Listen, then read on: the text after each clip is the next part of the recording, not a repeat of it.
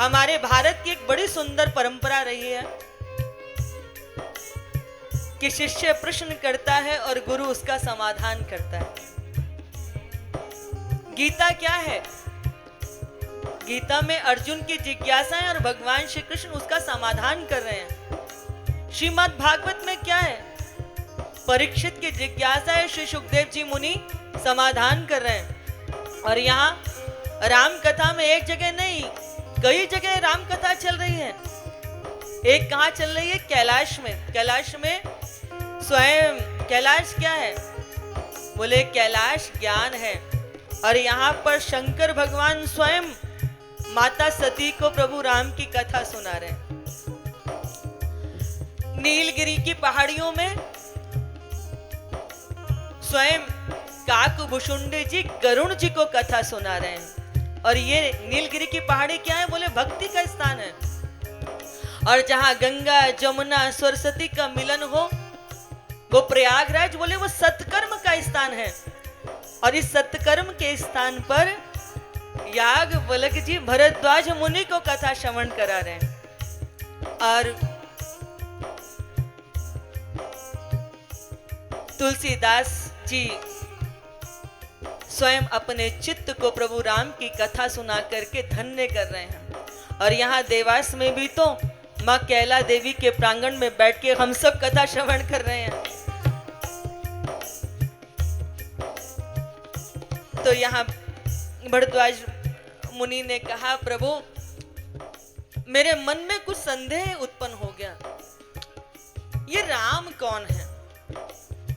एक राम तो वो है जो दशरथ के बेटे हैं, और एक कहते हैं कि वह राम जो निर्गुण है, अमान है। तो आखिर ये राम है कौन? एक राम दशरथ का बेटा, एक राम घट घट में लेटा, एक राम का जगत पसारा, एक राम सब जग से न्यारा, ये राम है कौन? और बंधुओं, राम को समझना इतना आसान है क्या? जिन्हें आज तक भगवान विष्णु जो निरंतर जप करते हैं वो नहीं समझ पाए, सृष्टि के विधाता स्वयं ब्रह्मा जी नहीं समझ पाए, तो क्या हम इतने अल्प समय में प्रभु राम को समझ सकते हैं क्या?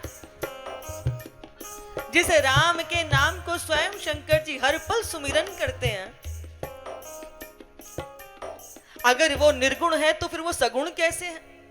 और वैसे निर्गुण और सगुण के में भेद है, हमें इसमें नहीं पढ़ना चाहिए। निर्गुण और सगुण में कोई भेद नहीं है। वही व्यापक भगवान जब एको हम बहुश्यामी, जब एक से अनंत बनने का भाव आता है, तो वही प्रभु अनेक रूप लेकर के सृष्टि के अवतार में लेकर के हम सबके कल्याण को करने के लिए प्रकट हो जाते हैं। ये तो उनकी लीला है। इसलिए निर्गुण और सगुण में कोई भेद नहीं है। चहु और सारी सृष्टि में वही व्यापक रूप से हरि व्यापक सर्वत्र समाना, प्रेम ते प्रकट होई मैं जाना। हरि तो व्यापक है, सर्वत्र है, उसका कहीं कोई भेद नहीं है। तो यहाँ पर प्रयागराज में भरद्वाज की जिज्ञासा से यह कथा प्रस्फुटित हुई है। और यहाँ पर वो बड़ी सुंदर अद्भुत पावन कथा सुना रहे हैं। और यहाँ पर जो स्वयं इस राम कथा के रचयिता हैं, उनके ही पावन प्रसंग से यह कथा प्रारंभ होती है। और ये कौन है रचयिता? स्वयं भगवान शिव शंकर।